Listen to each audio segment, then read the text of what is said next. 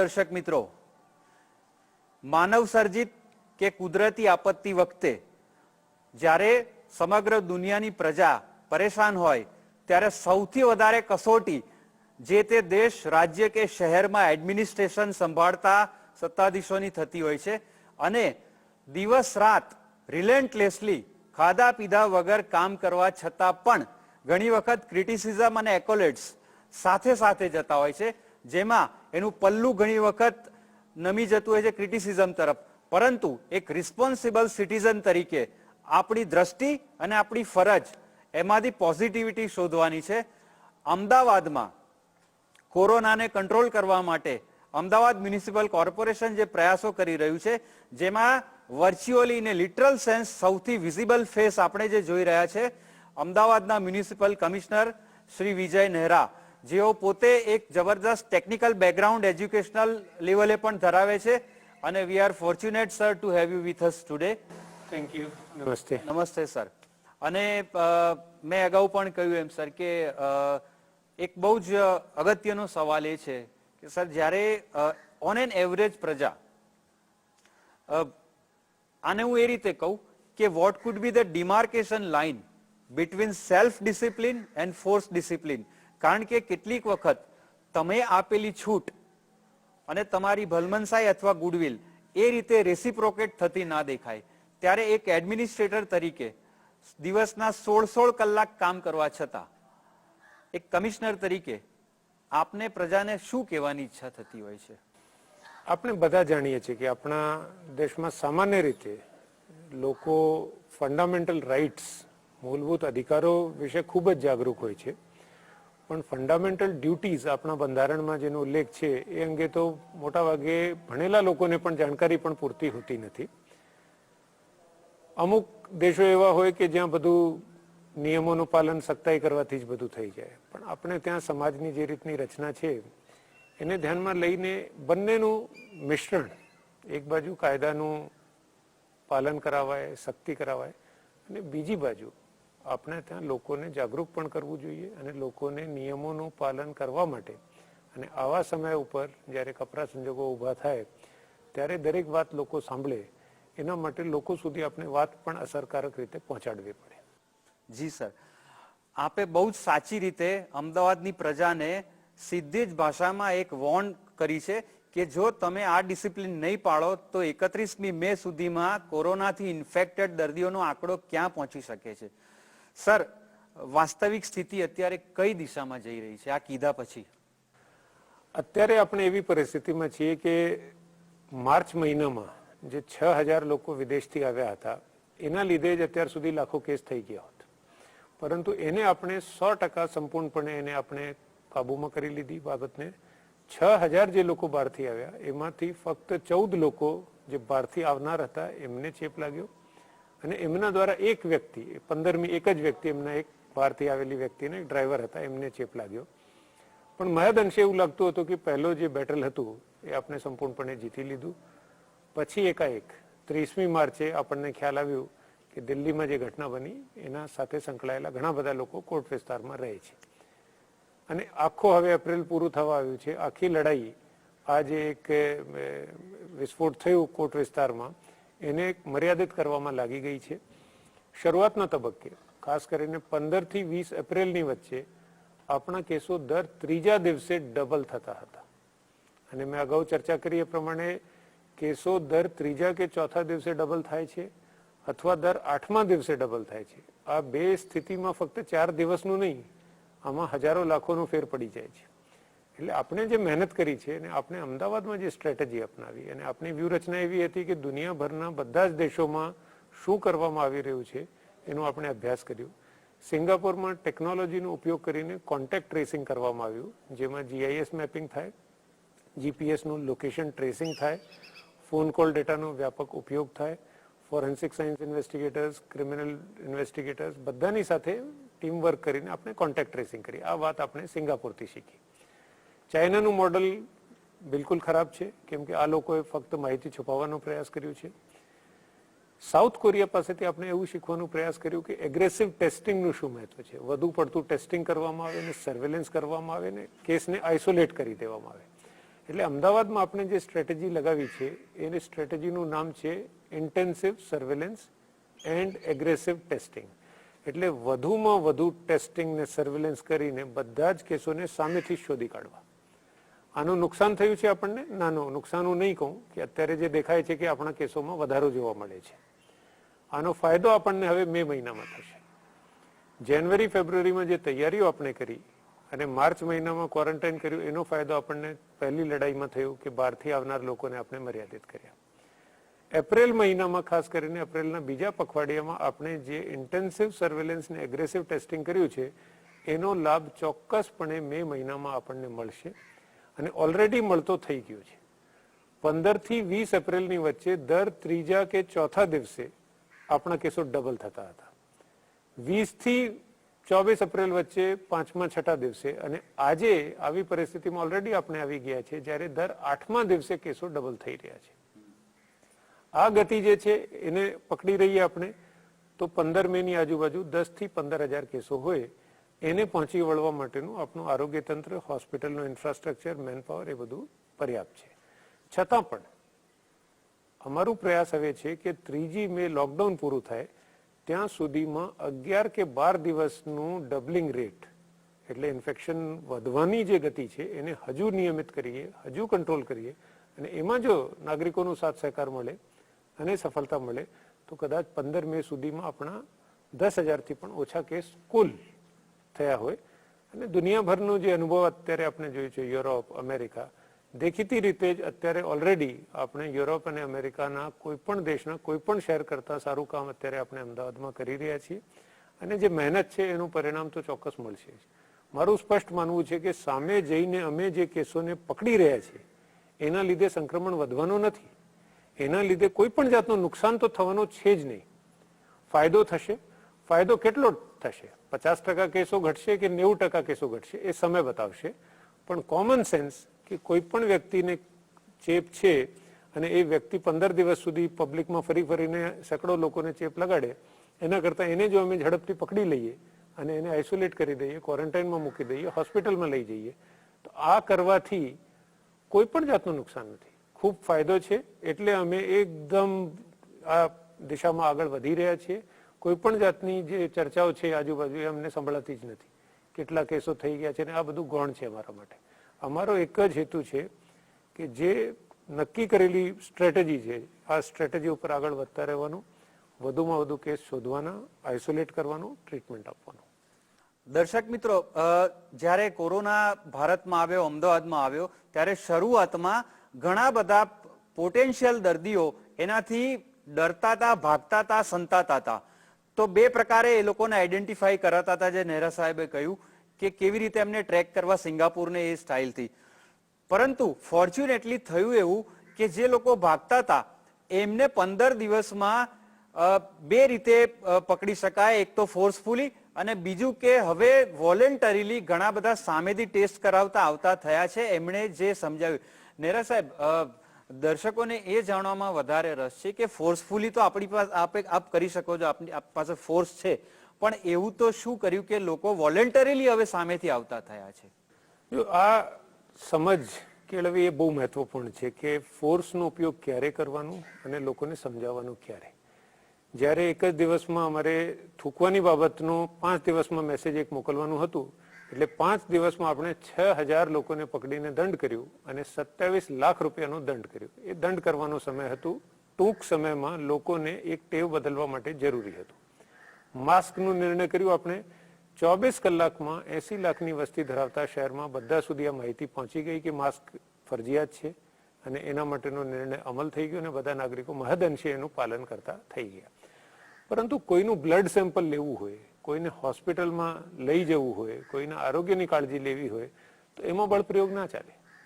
તો એના માટે જેટલા પણ કોટ વિસ્તારમાં લોકો છે, લઘુમતી સમુદાયના આપણા ભાઈઓ બહેનો છે, એમના સુધી આપણે એક સંપર્ક સ્થાપિત કર્યો.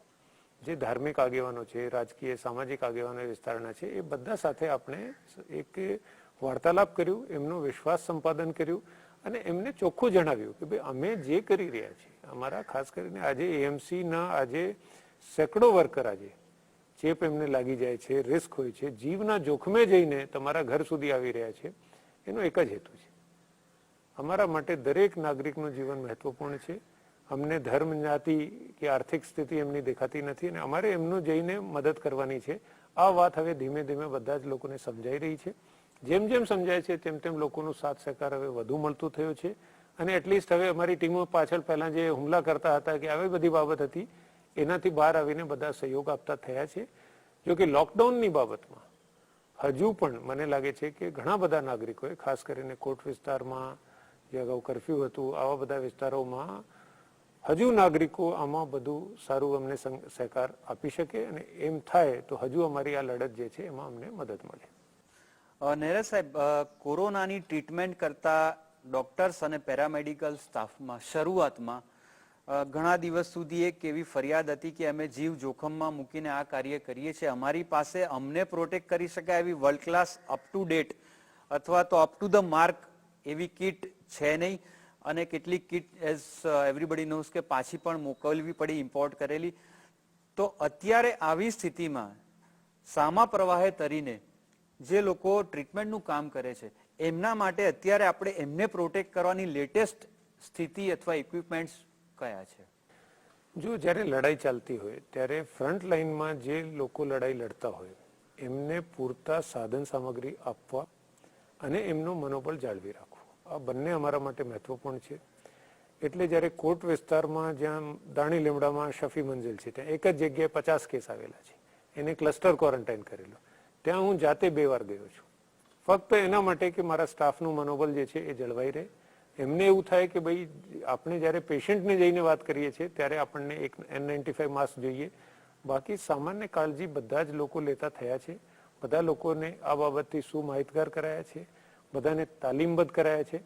અને આપને હું યાદ અપાવવા માંગુ છું કે જાન્યુઆરી મહિનામાં જ્યારે કોઈ ચર્ચા જ નહોતી ત્યારે આપણે ₹1.5 આ સર્જિકલ માસ્ક મળતું હતું, ત્યારે આપણે લાખો માસ્ક ખરીદી લીધા હતા. અમારી ટીકા પણ થઈ હતી જે તે વખતે કે ભાઈ અત્યારે એક પણ કેસ ન હોવા છતાં લાખો કરોડો રૂપિયાનું બિનજરૂરી આંધણ કરવામાં આવે છે ને.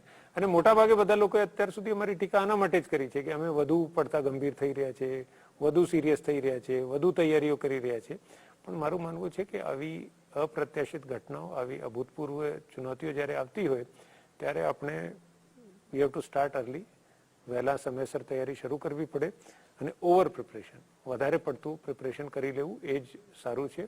એટલે આપણે ત્યાં એમસી વિસ્તારમાં કોઈ પણ પીપીઈ કિટ પરત કરવી પડી નથી, કોઈ પણ કર્મચારીને પીપીઈ કિટની ઉણપ થઈ નથી, કોઈ પણ ડોક્ટરને કોઈ પ્રોબ્લેમ નથી. આપણી પાસે પહેલાથી જ પૂર્વ તૈયારી પૂર્ણ રૂપે કરેલ હોવાથી આપણે ત્યાં દુનિયાભરમાં તકલીફ થઈ પણ અમદાવાદમાં કોઈ પણ જગ્યાએ આજ દિન સુધી માસ્કની, N95 માસ્કની, હેન્ડ સેનિટાઈઝરની, પીપીઈ કિટની કોઈ પણ તકલીફ થઈ નથી.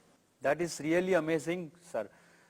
એક કોર્પોરેશનની કેટલીક હોસ્પિટલના ડોક્ટર્સને કોરોના પોઝિટિવ આવવાથી અત્યારે ત્યાં આગળ નવા એડમિશન થોડાક હોલ્ડ ઉપર છે, તો ઇન્ફ્લો રોજ જે રીતે વધી રહ્યો છે સર, એની ઓલ્ટરનેટિવ વ્યવસ્થા અત્યારે આપણે આ ઇન્ફ્લોને ડાયવર્ટ કરવા કે ટ્રીટ કરવા કેવી છે અત્યારે? આ બધી આપણે સ્ટ્રેટેજીસ બનાવેલી છે. એક સરપ્રાઈઝ અમારું એલજી હોસ્પિટલમાં થયું કે ત્યાં કોરોનાના કોઈ દર્દી અપેક્ષિત નહોતા, સામાન્ય દર્દીઓ ત્યાં જતા હતા. ઓર્થોપેડિકના કે પેટની તકલીફ લઈને 2 દર્દીઓ ત્યાં ગયા અને એમને પણ ખ્યાલ નહોતું અને એ પણ એસિમ્પ્ટોમેટિક લક્ષણ વગરના હતા. એટલે એમનાથી ચેપ ફેલાયું, ઘણા બધા ડોક્ટર્સને, નર્સિસને ચેપ લાગ્યું. ત્યાં એ મેનેજ થઈ રહ્યું છે સફળતાપૂર્વક. આપણે જે પોઝિટિવ હતા એને આપણે ટ્રીટમેન્ટ આપી રહ્યા છીએ, કોન્ટેક્ટમાં હતા એને ક્વોરન્ટાઇન કરી દીધા છે. ત્યાં જે છે ઓપીડી સેવાઓ, નવા એડમિશન હાલ બંધ કર્યા છે, હયાત એડમિશન. એટલે દરેક વસ્તુની આખી રાત જાગીને અમારા લોકો સ્ટ્રેટેજી બનાવતા હોય છે અને ટૂંક સમયમાં એનું પણ ફરી આપણે શરૂ કરી દઈશું. આ દુનિયાભરમાં અપેક્ષિત છે, એટલા માટે જ બધા લોકોને પીપીઈ કિટ આપવામાં આવે છે કે જે ફ્રન્ટલાઈન વોરિયર્સ હોય એને કોઈ પણ જે લડાઈ હોય એ રીતે આમાં પણ જોખમ, એમનું રિસ્ક ફેક્ટર વધારે હોય છે. આ બાબત બધાને ખ્યાલ હોય. અમારા કમિશનરથી લઈને અને સફાઈ કર્મચારી સુધી જે આ લડાઈમાં હોય એ બધા લોકોને એક એન્હેન્સ્ડ એક્સ્ટ્રા એક રિસ્ક ફેક્ટર હોય અને બધા એની સાથે સ્વીકારીને જ કામ કરવું પડે. That is really great sir. આપણે ઈચ્છીએ નહીં પણ ધારો કે કેસીસ વધે, જે પ્રોજેક્શન છે, વી હોપ કે એવું થાય જ નહીં, પણ માનો કે થયું તો આપણી પાસે અત્યારે લિમિટેડ રિસોર્સિસ છે ડોક્ટર્સ ને પેરામેડિક્સમાં, સર એવી ઇવેન્ચ્યુઆલિટીમાં એવું કોઈ આયોજન છે, this is just A thought, કે કમ્યુનિટીમાંથી વોલેન્ટિયર્સ આવે એને બેઝિક ટ્રીટમેન્ટની ટ્રેનિંગ અત્યારથી આપીએ તો એવી સ્થિતિ ઊભી થાય ત્યારે we are not short of force to treat. Is that? બહુ સારું સૂચન છે આપનું, બહુ જ સારું સૂચન છે.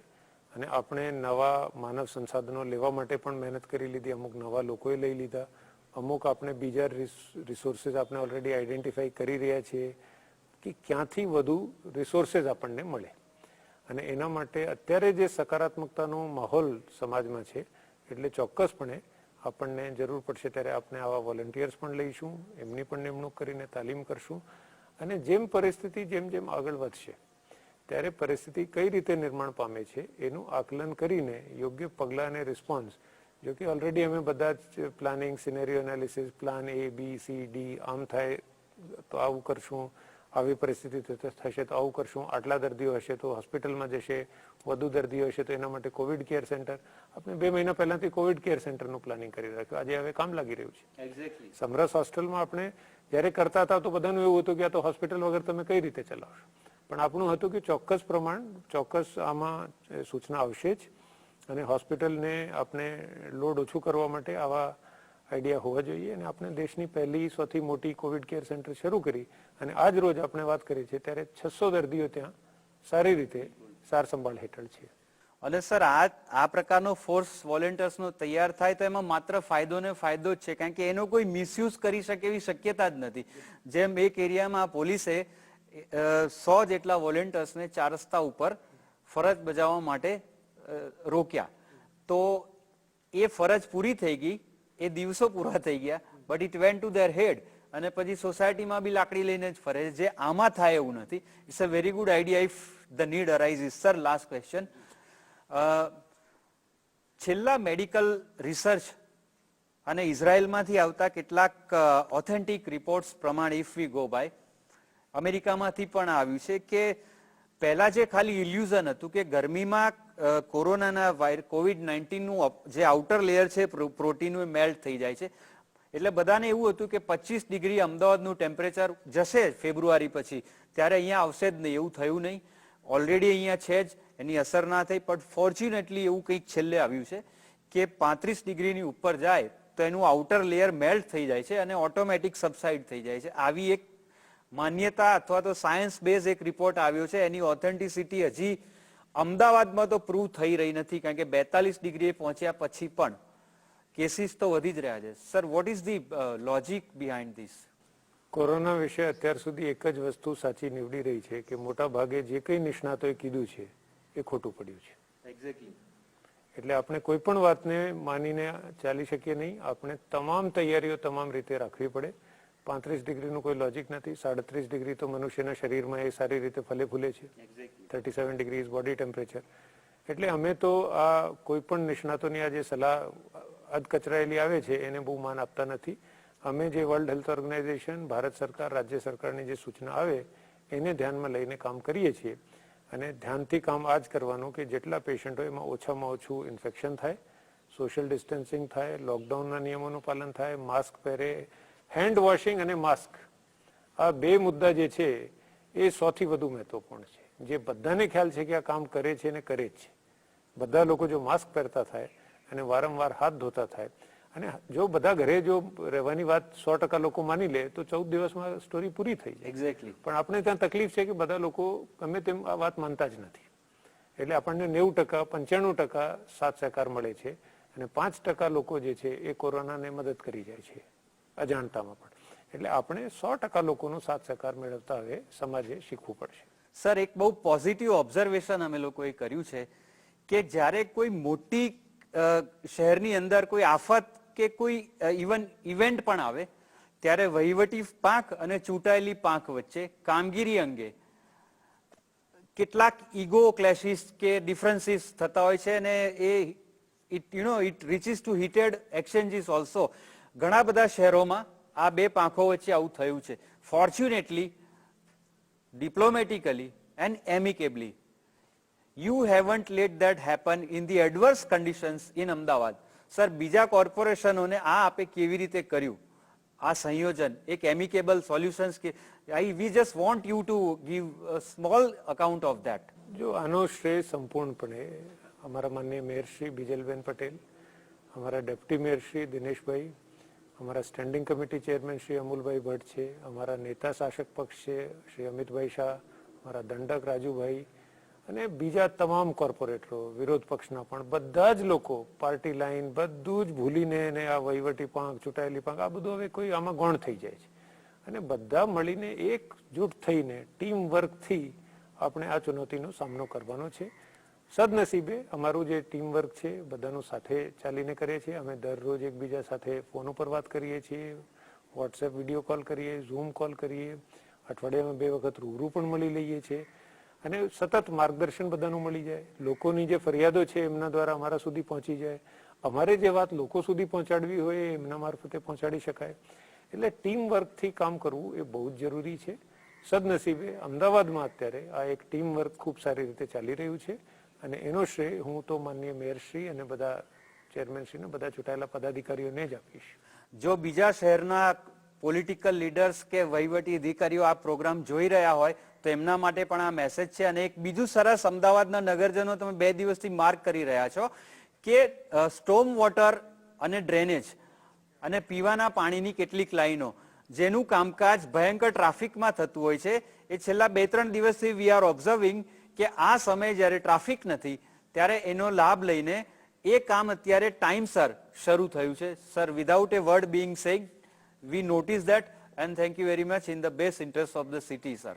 એન્ડ પ્રેક્ષક મિત્રો, નેહરા સાહેબનો આપણે વિશેષ આભાર માનીએ. એમણે જે મિશનથી કામ કરી રહ્યા છે, રિલેન્ટલેસલી કામ કરી રહ્યા છે, આપણે એમની સાથે છીએ, એ આપણી સાથે છે. Thank you very much sir. Thank you, ધન્યવાદ, નમસ્કાર.